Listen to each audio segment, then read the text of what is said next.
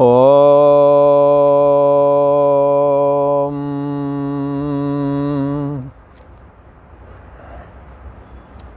श्री योग वासिष्ठ के स्थिति प्रकरण में श्री वशिष्ठ जी महाराज बोले,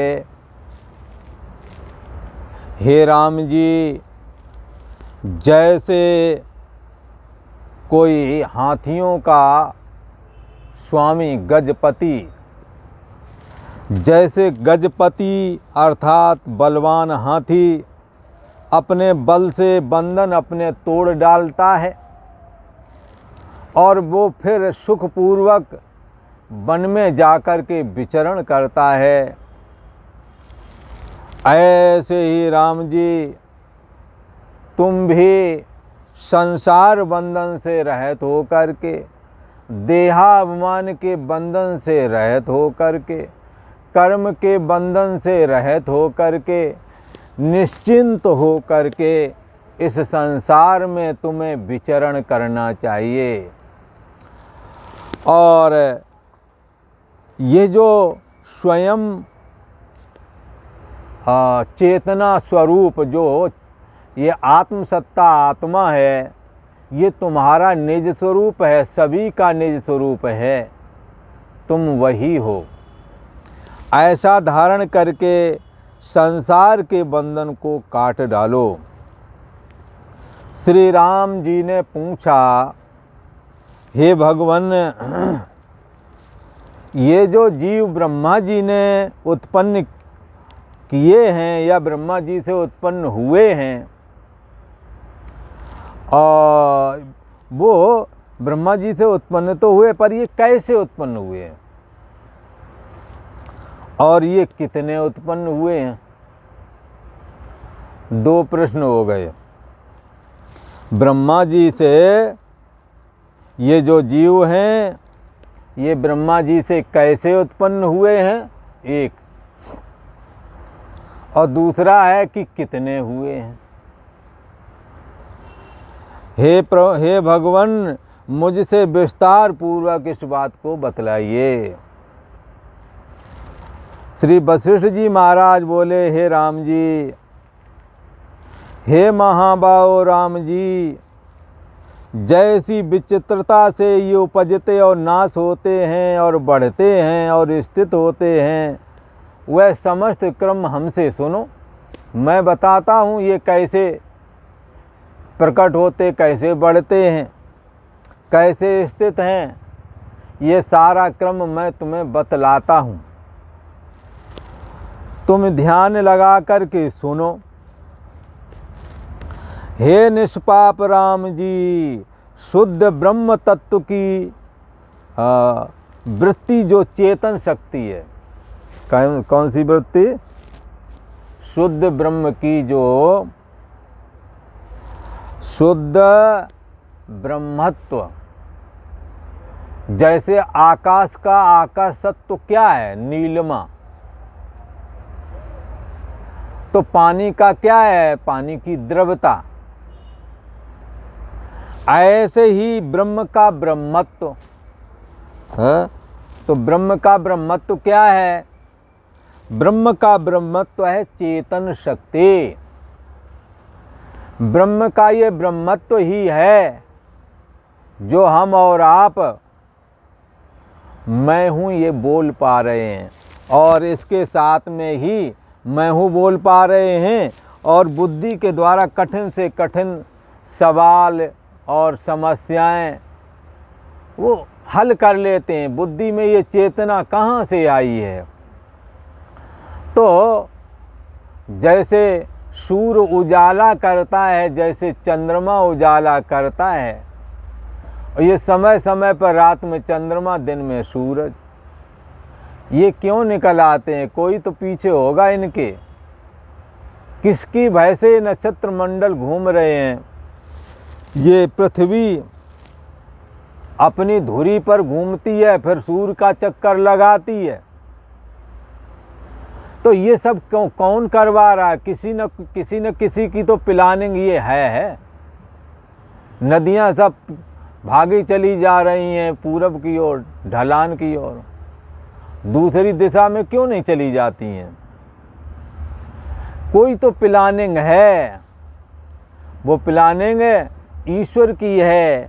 उस ईश्वर में ये ब्रह्म तत्व ही है। उसका ब्रह्मत्व क्या है कि वो सब में ऐसी सामर्थ्य दे देता है।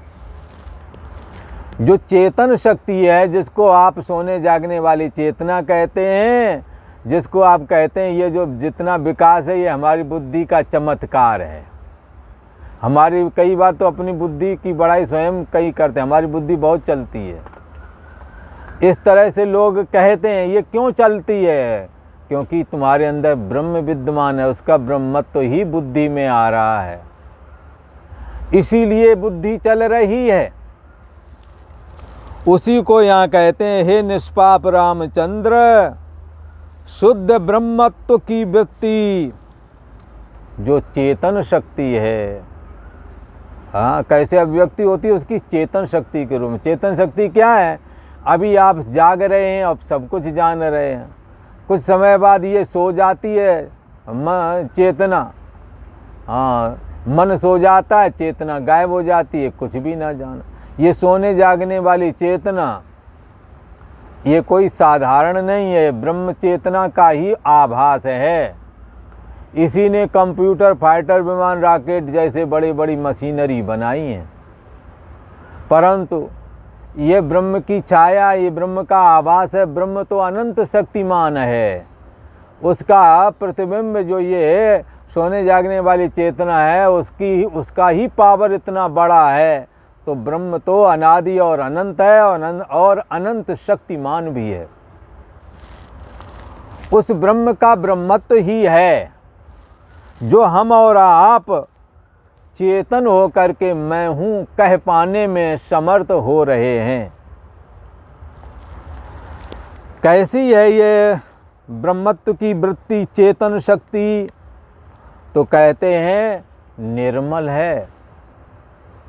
किसी का निर्मल है महाराज, और ये ब्रह्म की ब्रह्मत्व शक्ति सोने जागनी चेतन वाली चेतना कोई जीव कहते हैं यही पुनर्जन्म पुनर्मरणम में फंसी हुई है, यही पाप पुण्य का भोगता है, यही कर्म के बंधन में पड़ी हुई है। इसी के लिए सारे शास्त्र कहते हैं अपने मन को, अपने जीव भाव को शुद्ध करो, निर्दोष और सम बनाओ, निर्मल बनाओ, इसी के लिए कहते हैं। और आप कहते हो कि ये तो निर्मल है। श्री वशिष्ठ जी महाराज कहते हैं, राम जी ये बात सही है, निर्मल है। मनुष्य से प्रकट होने वाला कोई बालक मनुष्य ही तो होगा कि कोई जानवर होगा। जैसे मनुष्य की संतान मनुष्य ही होती है, ऐसे ही ब्रह्म से उत्पन्न होने वाली ये ब्रह्म चेतना ब्रह्म ही है। इसलिए ब्रह्म सत्यम, सत्य तो ब्रह्म ही है। और ये जो जीव चेतना, जो सोने जागने वाली चेतना है, जो फाइटर विमान, कंप्यूटर, रॉकेट आदि बनाते हैं, जो जिसकी वजह से बुद्धि क्रियाशील होती है और हम सब करने में समर्थ होते हैं, ये जीव क्या है? जीवो ब्रह्म ही। ब्रह्म सत्यम, सत्य ब्रह्म से उत्पन्न होने वाली सोने जागने वाली चेतना ब्रह्म ही है, ना परा दूसरा नहीं है। बोले दूसरा तो लगता है, ये जीव चेतना नहीं दूसरी लग रही है। तो बंधुओं ये ऐसे ही लग रही है जैसे दर्पण में तुम्हारा मुख का प्रतिबिंब दिखता है।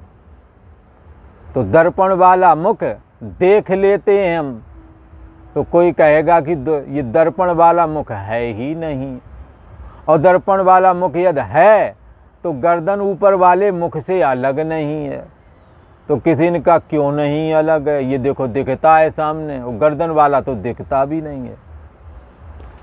गर्दन ऊपर मुख तो दिखता भी नहीं है, परंतु सच्चाई यही है, जो गर्दन ऊपर वाला मुख दिखता नहीं रहता वही है। और दर्पण वाला जो मुख दिखता है उसकी अपना स्वतंत्र वजूद नहीं। जब आप दर्पण के सामने से हट जाएंगे तो दर्पण वाला चेहरा गायब हो जाता है। आप वहाँ से हट जाएं, फिर दर्पण वाला चेहरा बना रहे तो कहें कि इसका भी वजूद है, परंतु आपके हटने के साथ ही दर्पण वाला चेहरा भी गायब हो जाता है। ऐसे ही ये जीव चेतना ब्रह्म का अनादि और अनंत जो ब्रह्म है, जिसका कभी अंत नहीं आता, जो दिखता नहीं पर रहता वही है, ना अभावो विद्यते सता, इस अनादि और अनंत ब्रह्म का ये बड़ी महिमा है। ये दिखता नहीं पर रहता यही है। दिखता जो है वो जीव चेतना दिखती है, जो अभी जाग रही है। जैसे ही मन में नींद का झटका आएगा और ये संसार के ज्ञान के सहित ये सोने जागने वाली चेतना गायब हो जाती है। और क्या बोलते हैं, कुछ भी ना जाना, कुछ भी ना जाना, सुख से सोया। सोते समय जब मन गायब हो जाता है, तब यही चेतना कहती मैंने कुछ न जाना। इसके कुछ ना जानने को उसने जान लिया, जिसका कभी अभाव नहीं होता है। जिसके लिए मैंने कहा कि दिखता नहीं है, अनादि और अनंत जो ब्रह्म साक्षी आत्मा है वो दिखता नहीं है पर रहता वही है। सच्चाई है, ये वही रहता है। और दिखने में आने वाली ये सोने जागने वाली चेतना जो बड़े बड़े आविष्कार कर रही है, जगत व्यवहार कर रही है, यही चेतना दिखने में आती है, पर इसका कोई स्वतंत्र वजूद नहीं है। उस पीछे वाली ब्रह्म चेतना से अलग होकर के, आत्म चेतना से अलग होकर के इसका कोई वजूद नहीं है। इसीलिए तो गीता में कहा ना असतो विद्यते भावो। ये असत रूप सोने जागने वाली जो चेतना है, ना असतो विद्यते भावो, ये असत है, इसकी सत्ता नहीं है। ना अभावो विद्यते सता। और जो पीछे वाली जो आत्मा है ये दिखती नहीं, जानती यही है सोने जागने वाली चेतना का होना, और सुसुप्ति अवस्था में इसका ना होना, अर्थात कुछ ना जानना। नहीं थी ना, तभी तो कुछ ने कुछ नहीं जाना। इस बात को भी उसने जान लिया। सोने जागने वाले चेतना का जन्म होना, इस समय जागृत अवस्था में आ जाती है ना, तो ये जन्म हो गया। सुसुप्ति अवस्था में जब लीन हो जाती है तो नाश हो जाना। तो उदय होना, सुबह जागे तो उदय हो गई ये चेतना, और शाम को जब मन डूब गया तो अस्त हो गई चेतना।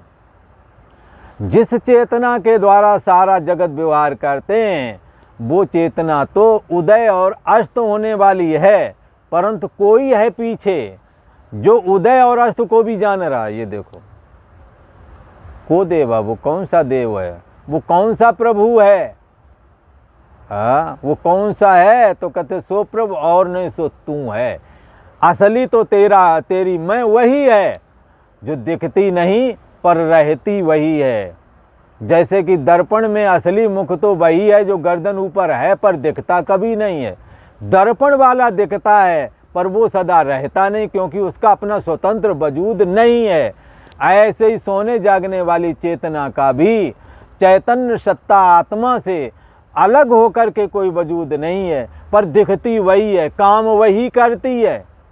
जैसे दर्पण वाले चेहरे को देख करके ही अपने इस चेहरे को संभाल लेते, कहाँ काले लगी क्या लगा वो छुटा देते हैं। ऐसे ही आत्मा जो अंदर विद्यमान है, बुद्धि का आश्रय प्रकाशक करके जो बुद्धि का साक्षी चेतन है, यही सदा रहता पर दिखता नहीं। इसका ही प्रतिबिंब है ये सोने जागने वाली चेतना जो सारे जगत का कार्य करती है।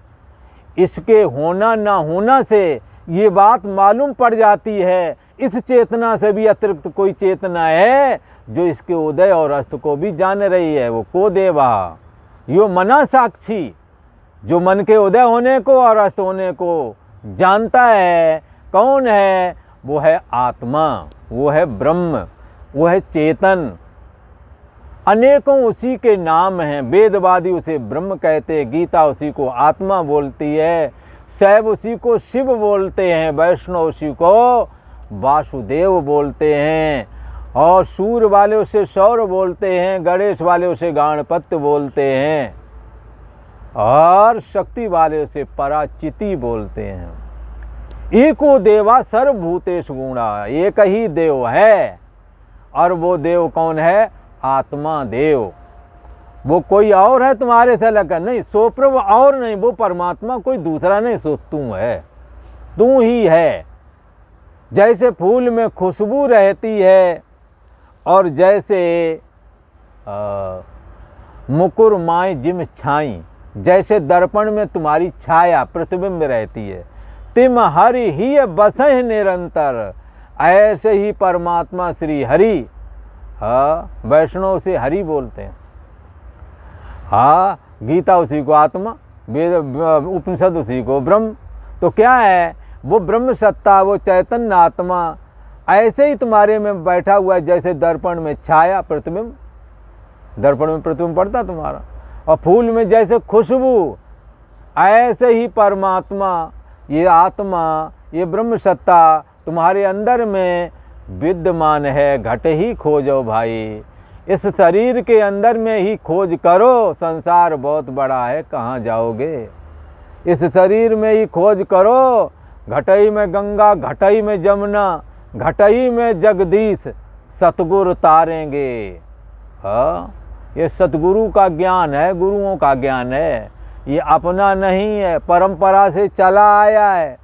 हमारे गुरु महाराज ने किसी अपने गुरु महाराज से सीखा है, और हम लोगों ने अपने गुरु महाराज से, इसी तरह से गुरुओं की परंपरा से प्राप्त हो रहा है।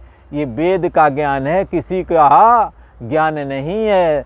स्वयं भगवान श्री कृष्ण भी कहते हैं, ये सर्वोपनिषद गावो दोग्धा गोपाल नंदना, ये सारे उपनिषदों का सार ही गीता के रूप में भगवान ने कहा।